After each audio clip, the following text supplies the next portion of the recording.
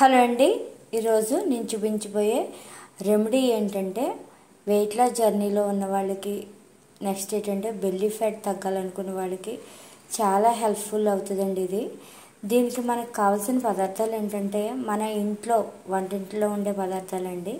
జీలకర్ర, వాము, సోపు, మెంతులు ఆప్షనల్ అండి. మీకు ఇష్టం ఉంటే వేసుకోవచ్చు, లేని వాళ్ళు స్కిప్ చేసేయండి, ఓకేనండి.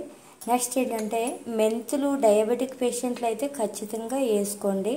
డయాబెటిక్ కాని వాళ్ళు, ఇష్టం లేని వాళ్ళు తీసేయండి. లేదు మెంతులు మాకు అలవాటే, హెల్త్కి మంచిది కదా అనుకునే వాళ్ళు హ్యాపీగా యూజ్ చేసుకోవచ్చు, ఓకేనా. జీలకర్ర, వాము, సోంపు నేను 3 ఈ కప్పు క్వాంటిటీలో తీసుకున్నానండి. మీరు ఏదైనా సరే టీ గ్లాస్ తీసుకున్నా, దేంతో తీసుకున్నా మీరు మొత్తం 3 సమానంగా తీసుకోవాలండి. మనం ఈ కప్పుతో తీసుకున్నాం అనుకోండి, ఇలా ఫుల్గా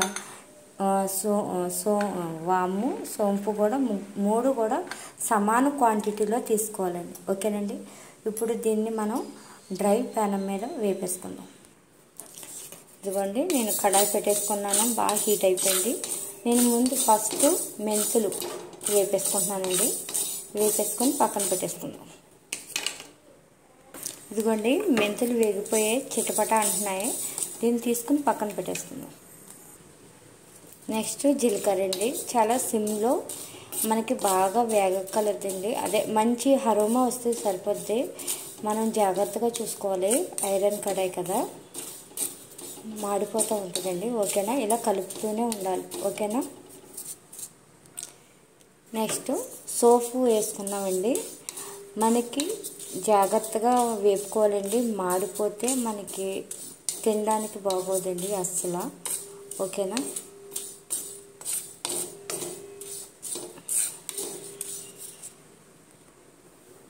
నెక్స్ట్ వామ్ వేసానండి. మనం సిమ్లోనే వేపుకోవాలి, ఓకేనా. ఇదిగోండి, వేపేసుకున్నాం. ఈ కంప్లీట్గా చల్లారిపోవాలా. చల్లారిపోయిన తర్వాత ఇదిగోండి కంప్లీట్గా, సారీ అండి కరెంట్ పోయింది, ఓకేనా.